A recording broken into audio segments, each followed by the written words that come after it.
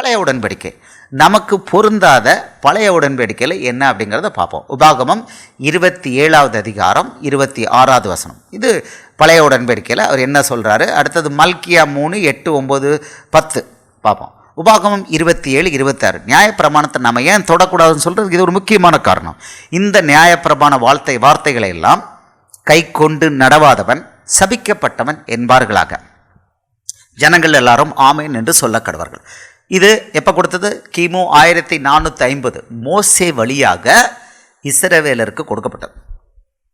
இது நம்ம இதுக்கு பேர் நியாயப்பிரமாணம். ஆதியாகமம், யாத்திராகமம், லேவியராகமம், எண்ணாகமம் 5 இது நியாயப்பிரமாணம். மிச்ச புஸ்தகங்கள் பூரா தீர்க்க தரிசன ஆகமங்கள். பழைய ஏற்பாட்டுக்கு ஒரு பேர் நியாயப்பிரமாணங்களும் தீர்க்க தரிசனங்களும். அதான் இந்த 5 ஆகமம் நியாயப்பிரமாணம், பாக்கியெல்லாம் தீர்க்க தரிசன ஆகமங்கள். இதுதான் கிளாசிஃபிகேஷன். இப்போ இந்த 5 ஆகமத்தில் உபாகமத்தில் வந்துட்டு மோசே வழியாக கொடுக்கப்பட்டது. மோசே வழியாக நமக்கு எந்த இன்ஸ்ட்ரக்ஷன் கிடையாது. நல்லா புரிஞ்சுக்கோங்க. மோசே வழியாக புறஜாதியாக நமக்கு ஒரு இன்ஸ்ட்ரக்ஷன் கிடையாது. மோசே அவங்களுக்காக தெரிந்தெடுக்கப்பட்டவன். நியாயப்பிரமாணம் இஸ்ரவேலருக்கு கொடுக்கப்பட்டது. இந்த வசனங்களை நம்ம பார்க்க போகிறோம், டீட்டெயிலாக பார்க்க போகிறோம். அப்போது இதுதான் சாபம். பழைய ஏற்பாட்டில் இது சாபம். அந்த ஆதியாகமம், யாத்திராகமம், லேவியராகமம், என்ன உபாகமம் இல்லை, அது குறிப்பாக யாத்திராகமத்தில் இந்த புஸ்தகத்தில் அவங்களுக்கு டீட்டெயிலாக கொடுத்துருக்காரு. அது நல்லதோ பொல்லதோ அது என்னவோ பின்பற்றி ஆகணும். அது ஏசப்பா ஒரு கட்டத்தில் சொல்கிறாரு, அவங்களுக்கு உருப்படி இல்லாததை கொடுத்தங்கிறார். எசேக்கியேல் 20வது அதிகாரம் 25வது வசனத்தில் சொல்கிறாரு, அவங்களுக்கு நான் உருப்படி இல்லாத கட்டளைகளாக நான் கொடுத்தேன் அப்படிங்கிறார். நான் அந்த வசனத்தையும் உங்களுக்கு காமிக்கிறேன். எசேக்கியேல் 20வது அதிகாரம் 25 அவங்களுக்கு கொடுக்கப்பட்ட நியாயப்பிரமாணம் நல்லதா அப்படின்னு கேட்டால் அவர் சொல்கிறாரு, நோ. ஆகையால் எசேக்கியேல் 20:25 ஆகையால் நன்மைக்கு ஏதுவல்லாத கட்டளைகளையும் ஜீவனுக்கு ஏதுவல்லாத நியாயங்களையும் நான் அவர்களுக்கு கொடுத்தேன். நல்லா கவனமாக பாருங்கள். இது கர்த்தர் சொல்லியிருக்கிறார். நியாயப்பிரமாணத்தை பற்றி அவர் சொல்லியிருக்கிறார். இதில் இதை விட்டுறலாமா அதை விட்டுறலாமா, உங்களுக்கு நிறைய கேள்விகள் வரும். அப்படி நான் கொலை செய்யலாம், அப்படி நான் விபச்சாரம் செய்யலாம். ஐயோ ஐம் சாரி நீ 10 கட்டளைகளை சகோதரனே நீ பின்பற்ற போகிறேன்னா முழுசாக பின்பற்றணும். உனக்கு அது தரப்பட்டதான்னு பார்த்தா பாகிஸ்தானோட கான்ஸ்டிடியூஷன் எடுத்து இது எனக்கு பொருந்துன்னு சொன்னேன்னா ரோட்டில் ஒன்று என்ன சொல்லுவான் இந்தியாவில், அதுதான் இஸ்ரவேலரும் நீனும் ஒன்று அல்ல, ஒருபோதும் ஒன்று கிடையாது. 2 பேரும் ஒருபோதும் ஒன்றும் கிடையாது. இன்னும் கொஞ்சம் டீட்டெயிலாக நீ பைபிளை படி சகோதரனே. சபையிலையும் புறஜாதி சபை தனியாக இருக்குது, யூத சபை தனியாக இருக்குது. அது ஒன்றா வரல, 2 ஒன்று அல்ல. ஆமாம், புறஜாதிக்கு ஒரு தனி அப்போஸ்தலனாகிய பவுல். பேதுரு யாருக்கு? யூதர்களுக்கு அப்போஸ்தலன். 2 தனித்தனியாக. ஒருத்தன் சக்ஸஸ், அடுத்த ஆள் ஃபெயிலியர். ஆமாம், இன்றைக்கி புறஜாதி சபைகள் உலகம் முழுக்க இருக்குது. யூத சபைகள் ஆல்மோஸ்ட் நான் எக்ஸிஸ்டன்ட். ப்ராஜெக்ட் ஒன்று தான் சக்ஸஸ். 2 தனி சேனல். 2க்கும் என்ன கொடுத்துருக்காரு? சகரியா வழியாகவும் வெளிப்படுத்தலையும் 2ஐயும் தனியாக கொடுத்துருக்காரு. ஒலிவ மரங்கள் தனி. ரோமர் 11வது அதிகாரத்துலேயும் அப்போஸ்தலனாகிய பவுலை வச்சு கொடுத்துட்டார். 2 வேறு ஒலிவ மரம். ஒன்று நல்ல ஒலிவ மரம், ஒன்று காட்டு ஒலிவ மரம். 2 ஒன்று அல்ல. ஸோ நான் இஸ்ரவேலன், ஆவிக்குரிய இஸ்ரவேலன். I'm sorry. அந்த ஏமாத்துகள்லாம் நீ ஏமாந்துக்கிட்டு இருக்கலாம். நீ ஏமாத்த பிரசங்கம் பண்ணுறன்னா சகோதரனை ஏமாற்றிக்கிட்டே இரு. ஒருத்தரும் ஒன்றை ஸ்டாப் பண்ண மாட்டாங்க. 2 ஒன்று அல்ல. எச்சரிக்கையாக இருக்கணும். 2 பேருக்கு நியாய தீர்ப்பு கூட வித்தியாசமாக இருக்குது. அது அடுத்த இதோட கருகலான சத்தியம் பின்னால் வருது. அது இங்கே அவர் சொல்கிறாரு, அந்த நியாயப்பிரமாணம் எதுவா?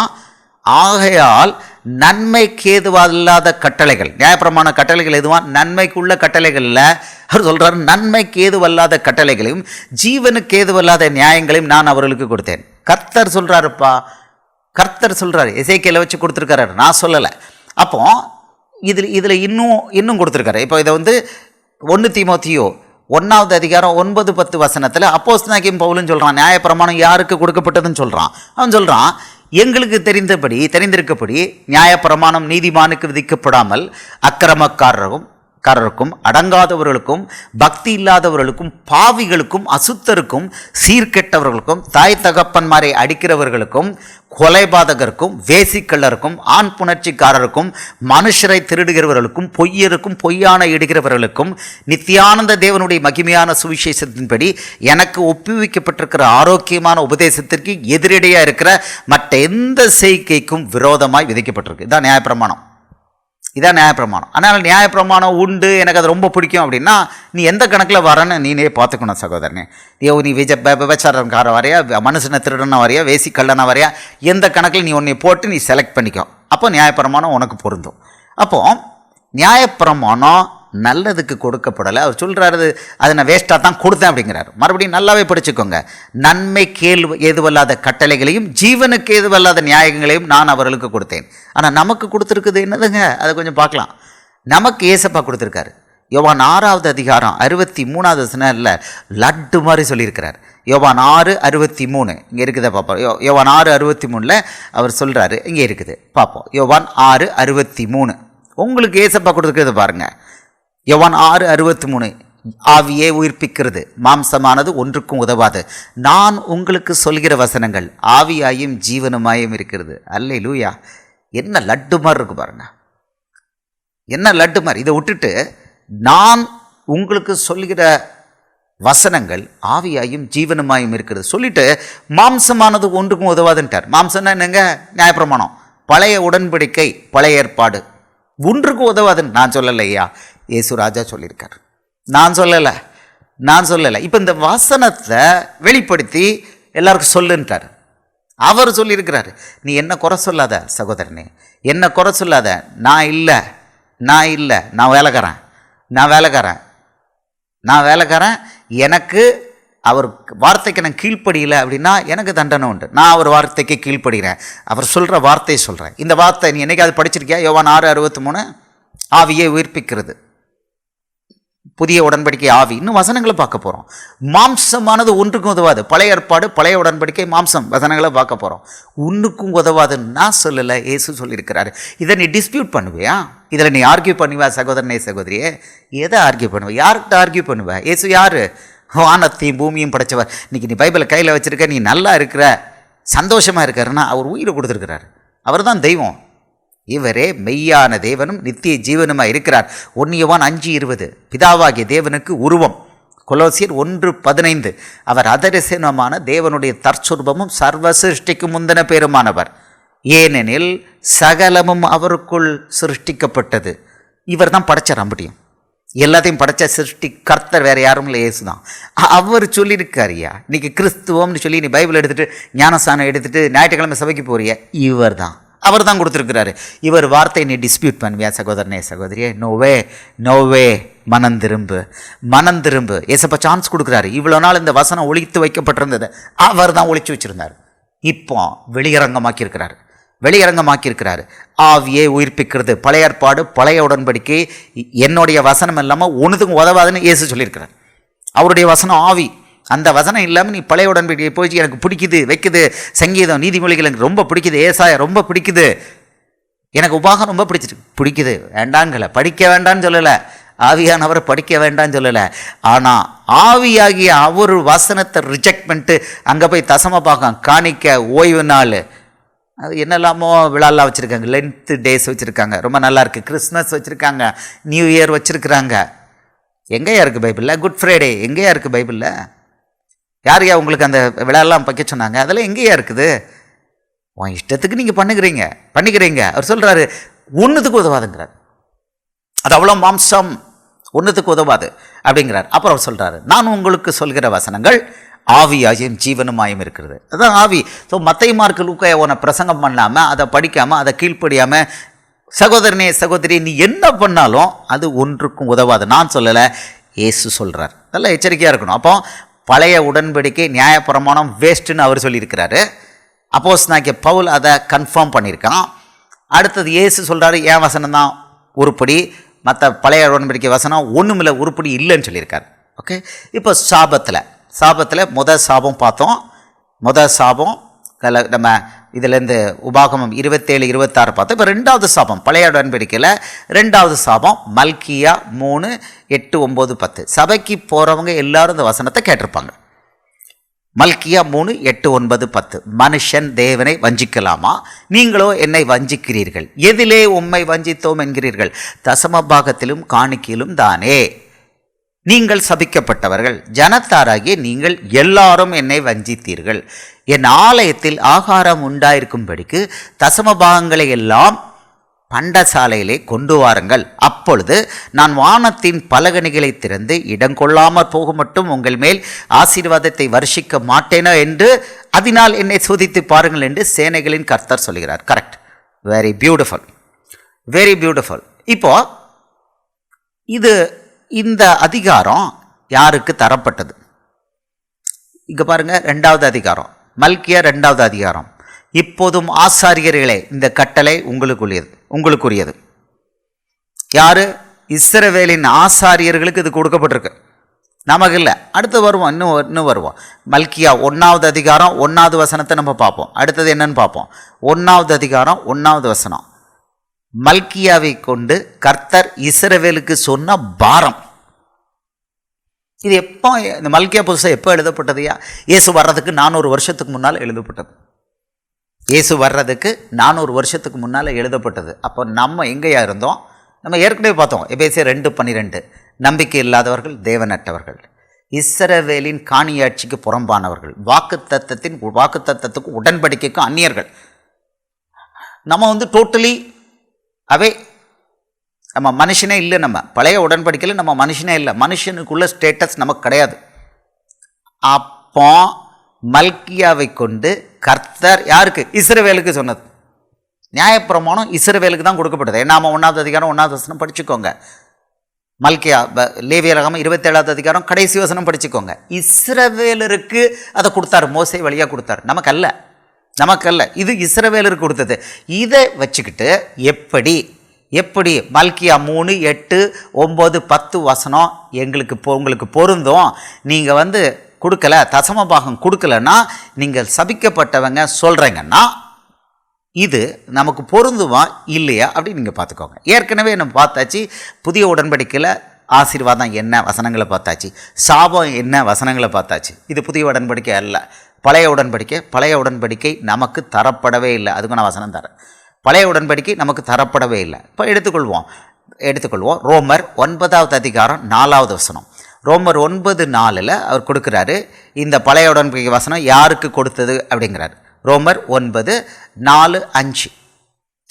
ரோமர் 9:4-5. அவர்கள் இஸ்ரவேலரே, புத்திர சுவீகாரமும் மகிமையும் உடன்படிக்கைகளும் நியாயப்பிரமாணமும் தேவ ஆராதனையும் வாக்குத்தத்தங்களும் அவர்களுடையவைகளே, பிதாக்கள் அவர்களுடையவைகளே. ஆபிரகாம் தசமபாகம் கொடுத்தான், அதனால் நான் தசமபாகம் வாங்குவேன். ஐ எம் சாரி, ஆபிரகாம் காலில் தண்ணி ஊற்றி கழுவி அந்த தண்ணி குடிக்கிறது கூட நமக்கு புறஜாதியருக்கு அருகது கிடையாது. அவன் பெரிய ஆள். ஆபிரகாம் சாதாரணமான ஆள் இல்லை. நீங்கள் நினைக்கிற மாதிரி போயிட்டு அவரை போய் காலான் பண்ணிடலாங்கிற மாதிரி அவர் சாதாரண ஆள் இல்லை. அவ்வளோ பெரிய ஆள் அவன், அவ்வளோ பெரிய கர்த்தரோடு நடந்தவன், அவ்வளோ பெரிய ஆள். அவன் நம்ம ஆள் இல்லை, புறஜாதி இல்லை, தேவனுக்கு நண்பன். அவர் கர்த்தருக்கு நண்பன், அவன் சிநேகிதன். அவனுடைய சந்ததிக்கு இது கொடுக்கப்பட்டது. நம்மளை தூக்கி வெளியில் எடுத்துட்டாரு. நம்ம என்ன பண்ணோம்? நம்ம தெய்வம்ல என்னது? கல், மண், மரம், இதுதான். பாகாலு, மோலேக்கு, கண்ட அருவறுப்புமா பிள்ளைகளை தீயில போட்டு எரிச்சுக்கிட்டு இருந்தோம், மோலேக்கு போட்டு எரிச்சுக்கிட்டு இருந்தோம். அந்த கோஷ்டி நம்ம, நரபலி கோஷ்டி நமக்கும் ஆபிரகாமுக்கும் பக்கத்திலே கிடையாது. அதனால் ஆபிரகாம் தசமபாகம் கொடுத்தான். யார் கொடுத்தான்? மெல்கிசேதேக்கு கொடுத்தான். மெல்கிசேதேக்கு யார்? கர்த்தர் இயேசு. அப்போ நீ தசமபாகம் வாங்குற, ஆபிரகாமை சொல்லி வாங்குறன்னா அது எந்த விதத்தில் கரெக்டு? நீ மெல்கிசேதேக்கா, நீ இயேசு கிறிஸ்துவா? முடிவு பண்ணிக்கோ. ஏமாத்துறது ஒரு லெவல் வரைக்கும் தான் இருக்கும். அது கெட்டிக்காரம் புழுகு 8 நாளைக்குன்னு தமிழில் ஒரு பழமொழி உண்டு. வசனம் தெளிவாக இருக்குது. இந்த உடன்படிக்கை, இந்த புத்திர சுவீகாரம், மகிமை, உடன்படிக்கைகள், நியாயப்பிரமாணம், தேவாராதனை, வாக்குத்தத்தங்கள் எல்லாம் அவர்களுடையது. அப்போஸ்தலனாகிய பவுல் தெளிவாக கொடுத்துட்டாரு. இவன் ஒரு நாள் ஏமாற்றுவாங்க, பழைய உடன்படிக்கை வச்சு ஏமாற்றுவாங்கன்னு தெரியும், அதனால் கொடுத்துருக்கிறார். பிதாக்கள் அவர்களுடையவர்களே, ஆபிரகாம், ஈசாக்கு, யாக்கோபு அவர்களுடையவர்கள். நம்ம ஆளுகள் நமக்கு இல்லை. மாம்சத்தின்படி கிறிஸ்துவும் அவர்களில் பிறந்தாரே, அவரே என்றென்றைக்கும் சோத்தரிக்கப்பட்ட சர்வத்திற்கும் மேலான தேவன். அவர் எப்படியா? இயேசு யார்? சர்வத்துக்கும் மேலான தேவன். அவர் தான் தேவனாகிய கர்த்தர். அப்போது பழைய உடன்படிக்கை நமக்கு தரப்படலை, வாக்குத்தத்தம் நமக்கு கிடையாது. ஆமாம். அப்போ எங்கிருந்து இந்த தசம பாகம் ஒர்க் அவுட் ஆகும்? அப்போது இந்த சாபம், பழைய உடன்படிக்கை சாபம், இந்த நியாயப்பிரமாணத்தை பின்பற்றலை, தசம பாகத்தை பின்பற்றலை அப்படின்னா அந்த சாபம் யாருக்கு கொடுக்கப்பட்டதுன்னா இஸ்ரவேலருக்கு தரப்பட்டது. இப்போ யாரெல்லாம் அது எனக்கும் பொருந்தும் அப்படின்னு சொல்லி தசம பாகம் கொடுக்குறாங்களோ அவங்க அவ்வளோ பேரும் சபிக்கப்பட்டவங்க. ஐம் சாரி, இதுதான் வசனம், இதான் சத்தியம். இதைத்தான் ஆவியானவர் சொல்லி கொடுக்குறாரு. நீ தசம பாகம் கொடுத்தா நான் சபிக்கப்படலைன்னு நினச்சேன்னா ஐம் சாரி, ஆவியானவர் சொல்கிறாரு நீ தசம பாகம் கொடுக்கும் பொழுது இயேசுவை விட்டு கொடுக்குற. இயேசு எனக்கு வேண்டான்னு அவரை நீ விட்டு கொடுத்துட்டு நீ பழைய உடன்படிக்கைக்கு வருவ, பழைய உடன்படிக்கைக்கு போகிற. பழைய உடன்படிக்கையில் நீ நீயும் நானும் மனுஷனே கிடையாது சகோதரனே. பழைய உடன்படிக்கையில் நீனும் நானும் மனுஷனே கிடையாது. நமக்கு ஸ்டேட்டஸ் நாய்க்குட்டி. நமக்கு பழைய உடன்படிக்கையில் ஸ்டேட்டஸ் என்னமா? நாய்க்குட்டி. வேணால் சந்தேகம் இருந்தால் படித்து பார்த்துக்கோ சகோதரனே. சந்தேகம் இருந்தால் மத்தேயு 15வது அதிகாரத்துக்கு வா. மத்தேயு 15வது அதிகாரம் 26வது வசனத்தில் அவர் கொடுக்குறாரு, அப்பா பிள்ளைகளின் அப்பத்தை எடுத்து நாய்க்குட்டிகளுக்கு போடுவது நல்லதல்லங்கிறார். மத்தேயு 15வது அதிகாரம் 22லேருந்து படிய 27 வரைக்கும் படித்து பாரு. ஆமாம், அப்பொழுது அந்த திசைகளில் குடியிருக்கிற கானானிய ஸ்திரீ, புறஜாதிய ஸ்திரீ ஒருத்தி அவரிடத்தில் வந்து, ஆண்டவரே தாவீதின் குமாரனை எனக்கு இறங்கும், என் மகள் பிசாசினால் கொடிய வேதனைப்படுகிறார் என்று சொல்லி கூப்பிட்டாள். அவளுக்கு பிரதியுத்தரமாக அவர் ஒரு வார்த்தையும் சொல்லவில்லை. அப்பொழுது அவருடைய சீஷர்கள் வந்து, இவள் நம்மை பின்தொடர்ந்து கூப்பிடுகிறாளே, இவளை அனுப்பிவிடும் என்று அவரை வேண்டிக் கொண்டாள். அதற்கு அவர், காணாமற் போற ஆடுகளாகி இஸ்ரவேல் வீட்டாரிடத்திற்கு அனுப்பப்பட்டேன் என்று மற்றபடி அல்ல என்றார். அவள் வந்து, ஆண்டவரே எனக்கு உதவி செய்யும் என்று அவரை பணிந்து கொண்டாள். அவர் அவளை நோக்கி, பிள்ளைகளின் அப்பத்தை எடுத்து நாய்க்குட்டிகளுக்கு போடுகிறது நல்லதல்ல என்றார். நம்ம நல்ல ஸ்டேட்டஸ் இதுதான். இயேசு பிள்ளைகளின் அப்பம். அவர் யாருக்கு ப்ராமிஸ் பண்ணப்பட்டவர்? இயேசு ப்ராமிஸ் பண்ணப்பட்ட மேசியா யாருக்குன்னா இஸ்ரவேலருக்கு தான், நமக்கு கிடையாது. யூதர்கள், இஸ்ரவேலர் என்று சொல்லப்பட்ட யூதர்களுக்கு மட்டும்தான் அவர் ப்ராமிஸ்ட் மெசையா, நமக்கு அல்ல. நமக்கு அப்படி ஒரு வாக்குத்தத்தமே கிடையாது.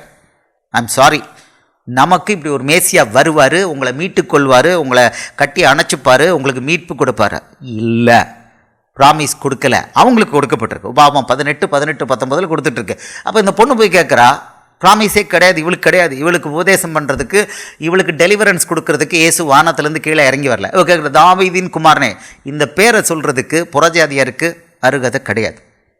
சிலுவையில் உயிரை கொடுத்துட்டாரு, இப்போ நம்ம பேசலாம். பட் தாவீதின் குமாரன் யார் கேட்கலான்னா இஸ்ரவேலன் மட்டும் தான் கேட்க முடியும். இந்த பொண்ணு கேட்குறா, தாவீதின் குமாரனே, அவர் ஒன்றும் சொல்ல மாட்டேன்ட்டார்.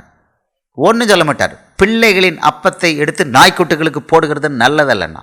அவளும் சொன்னா, ஆண்டவரே, ஆகிலும் நாய்க்குட்டிகள் தங்கள் எஜமான்கள் மேஜைகளிலிருந்து விழுகிற துணிக்குகளை தின்னுமேன்னார். அப்போ உன் விசுவாசம் பெரிதுன்னு சொல்லி போன்னு சொல்லி கொடுத்தார். நம்ம ஸ்டேட்டஸை பழைய உடன்படிக்கையில் இதுதான் சகோதரனே சகோதரியே. எங்கேருந்து ஆபிரகாம் தசமபாகம் கொடுத்தான், நான் தசமபாகம் வாங்குவேன், எங்கேருந்து நீ சொல்லுவ? ஆமாம், அங்கே ஒன்றுமே கிடையாது. நமக்கு அங்கே ப்ராமிஸ் ஒன்றுமே கிடையாது. நம்ம மனுஷனே இல்லை. பழைய உடன்படிக்கையில் நம்ம மனுஷனே இல்லை. Completely reject stuff. இயேசு வந்தார், உயிரை கொடுத்தார், இஸ்ரவேலருக்கு பிரசங்கம் பண்ணார், ரிஜெக்ட் பண்ணாங்க.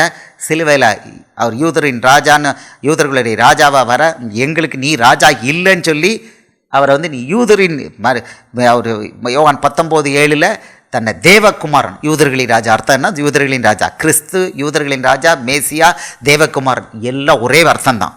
இவன் தன்னை யூதர்களின் ராஜான்னு சொல்கிறான். அதாவது கிறிஸ்து தேவனுடைய குமாரன் சொல்கிறனால இவன் அந்த நியாய பிரமாணத்தில் சாகணும்னு சொல்லி பொய் சொல்லி அவங்க ராஜாவை கொண்டுட்டாங்க.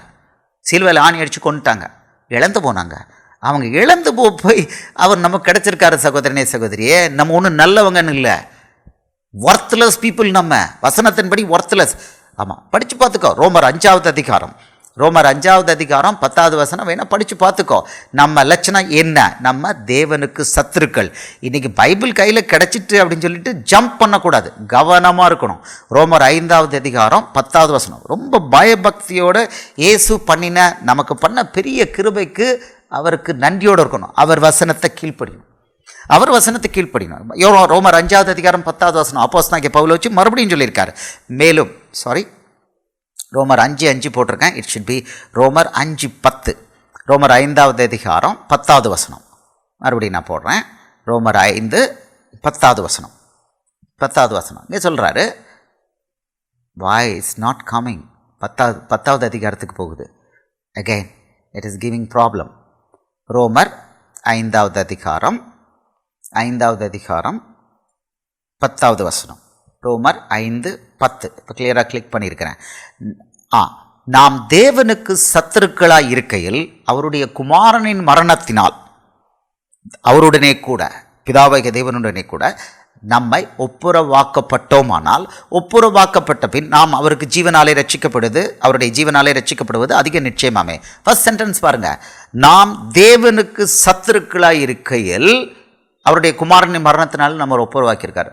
பழைய உடன்படிக்கையில், அதாவது அப்போஸ்தலர் 10வது அதிகாரம் 44வது வசனம் வரைக்கும், அப்போஸ்தலர் 10:44 வரை அவர் வந்து நமக்கு பரிசுத்த ஆவியை கொடுக்குற வரைக்கும் நம்ம யாருக்கு சத்துரு?